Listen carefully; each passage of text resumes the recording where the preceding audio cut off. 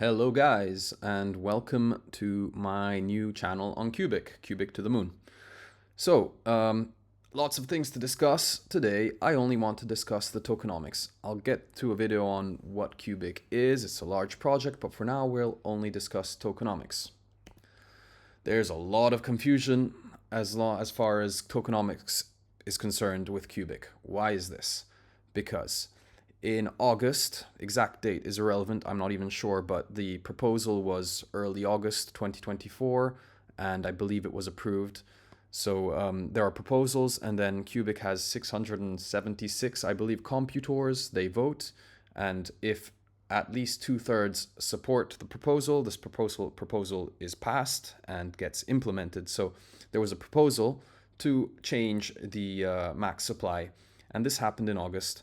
And not all exchanges have updated their information. Some people are still talking about QUBIC referring to the old max supply, and it causes a little bit of confusion. So before this change, the max supply was 1,000 trillion, which seems like a huge number, but we will see that it actually wasn't. The max supply was actually fine even in August, and I'll explain why in a minute, even though this number seems large.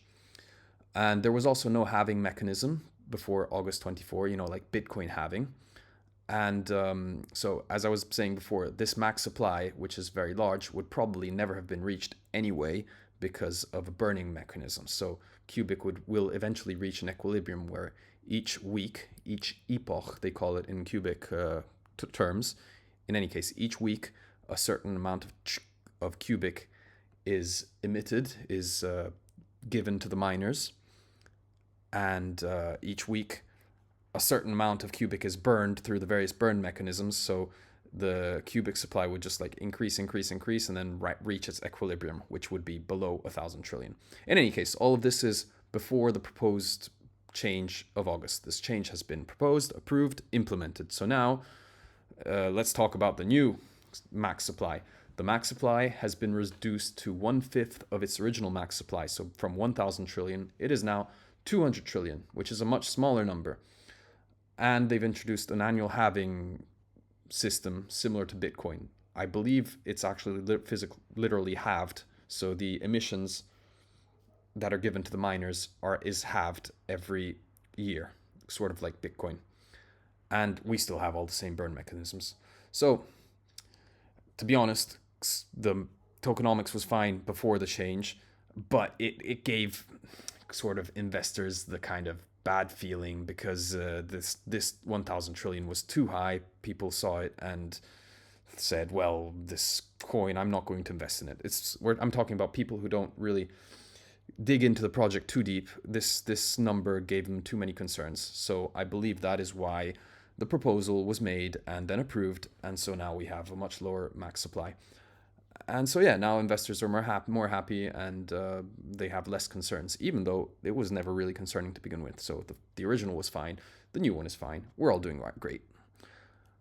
Damn it. Okay, this is in Italian because I also have an Italian channel. But so all this says is, to some people, 200 trillion still seems a little big.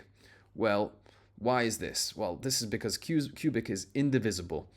You can't have half a QUBIC. You can't have 0.2 QUBICs. You can't send your mother 500.5 QUBIC because 0.5 QUBIC doesn't exist. Why did they do this? Because that way they do all their computations without the floating point, without the decimal point, and that's more efficient. And so QUBIC, which is a super efficient chain, part of the reason why it's so efficient is because it doesn't have the decimal place.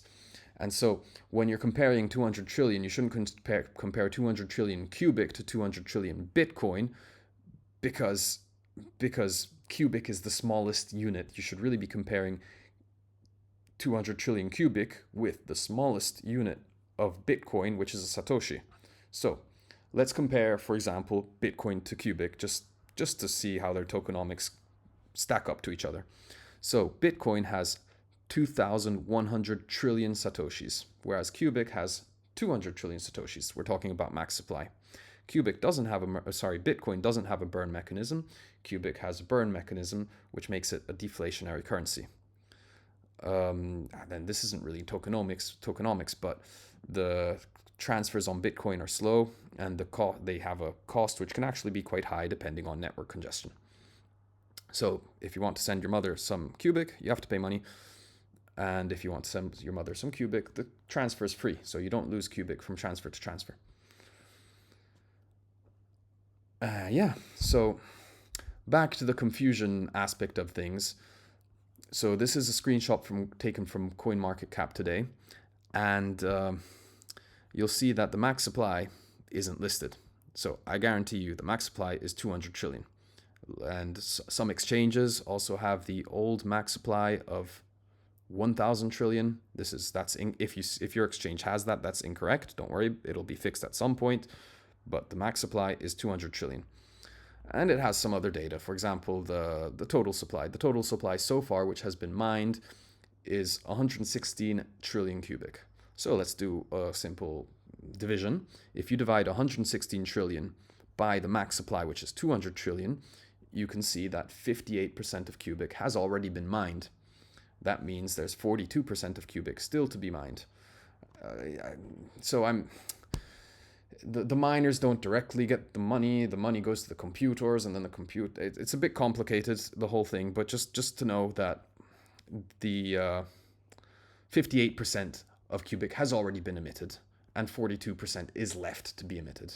Now, obviously, this 58% will increase in time because at each epoch, each week, we call it epoch in QUBIC terms, some QUBIC is emitted. But at the same time, each week some QUBIC is burned. So this 58% will increase in time as QUBIC is emitted, but will also decrease in time as QUBIC is burned. So I expect this never really to reach 100%. So we will reach an equilibrium point where the weekly emissions are cancelled by the weekly burns, and so you'll see this percentage kind of rise and go up and down a little bit around a certain equilibrium point. I don't know, maybe 85%. I picked that number out of a hat.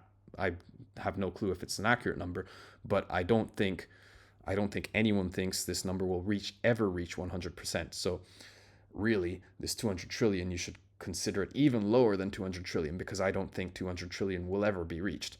Which is also why the original 1,000 trillion was never a problem to begin with, because that, even if it were infinite, it would never be reached. An equilibrium will be reached somewhere between the current 116 trillion and 200 trillion. So really, when you do this division, 42% still to be mined, it's even less still to be mined, because really, this 200 trillion will never be reached.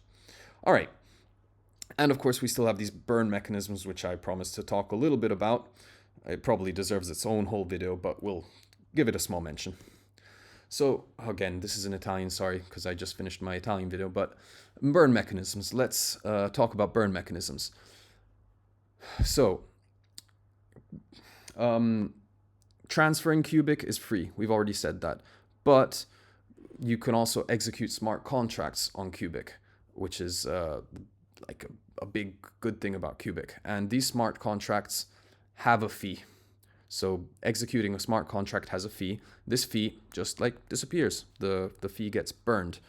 And so each time a smart contract is executed, some QUBIC disappears. Again, that's back to this 58%. It increases in time because miners mine it, but it decreases in time because some of it gets burned.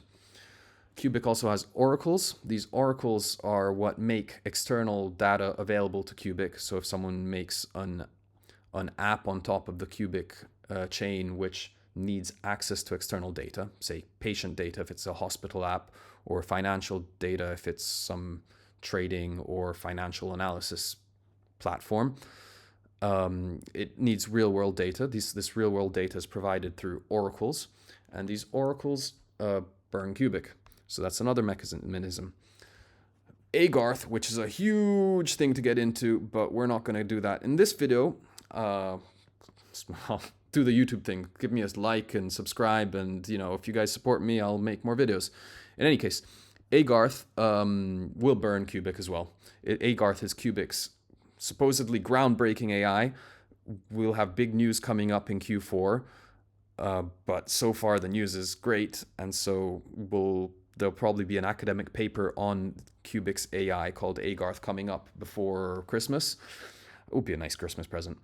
And you'll know more about that. But in any case, it's under development now. But when it is developed and is used by people, that will also burn QUBIC. So again, the total QUBIC in circulation is kept low due to these burning mechanisms, and an equilibrium will be reached somewhere between the current value of 116 trillion QUBIC to the max would be 200 trillion, but that will never be reached because of these burn mechanisms.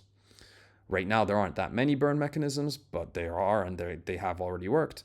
And when QUBIC is more developed, there will be more burn mechanisms.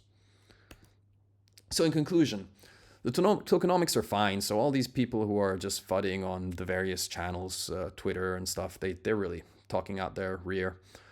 Tokenomics are absolutely fine. I think it's actually really great. So I'm happy I'm in on it now, because QUBIC is quite scarce, as you see, and it's a low market cap now. So when it's, I'm quite happy I have my QUBIC bag. But do your own research. This is not financial investment, all right?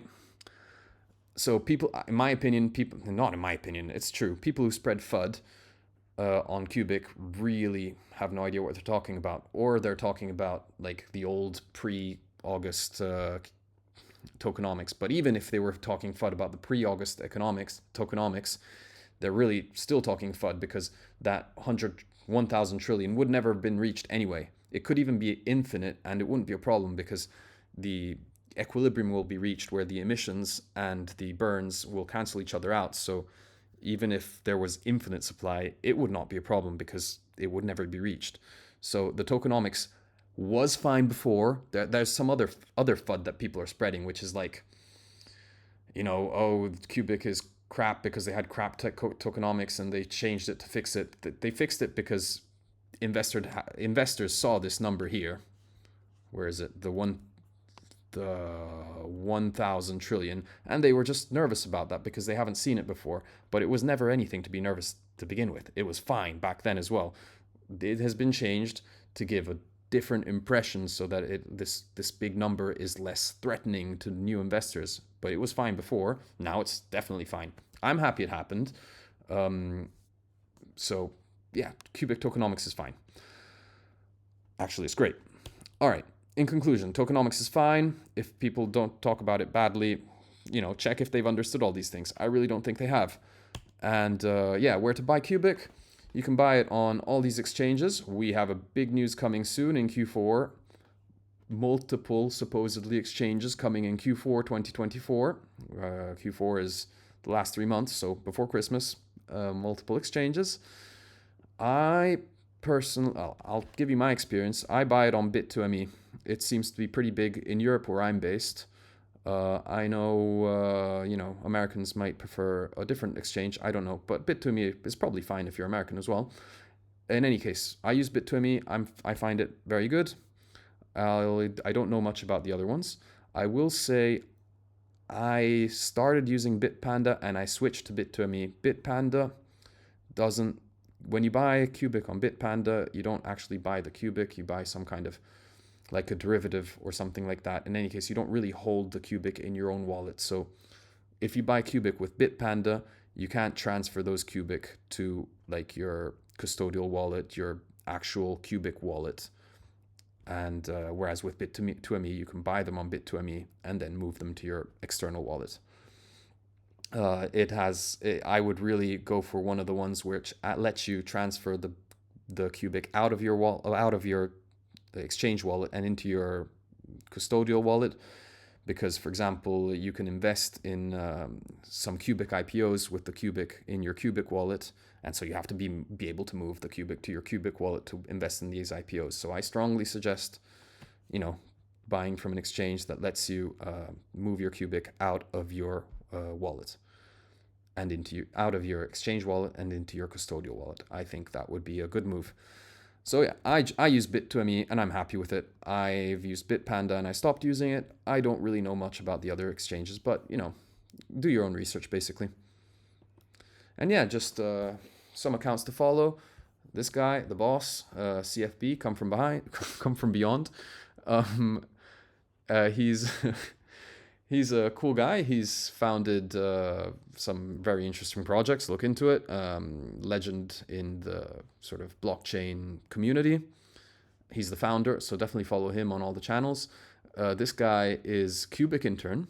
He's supposedly works for QUBIC, and he's like, he gives you a heads up on what's about to come in QUBIC, you know. So it's fun to follow him, and he's always very humorous. So these are two guys I advise, and yeah. All right, guys, thanks for listening. And let me know if what you're interested in. I'm planning on uploading videos on comparing QUBIC to Tau. That'll be fun. And general video on what QUBIC is. Maybe, very interesting. This idea that's been proposed, hasn't been proposed yet, but there's discussions on it about. So QUBIC has this enormous computational power, like 6th largest supercomputer in the world. And there's this idea to sell some of that computational power for fiat money, for dollars, use those dollars to buy QUBIC and burn the QUBIC. So mostly this would let QUBIC accumulate massive amounts of computational power. Not very important side effect would be that it would massively drive the price up. So that's also something I'm looking forward to. Anyway, lots of stuff. Comment what you'd be interested in me discussing next. And yeah, have a good evening, guys.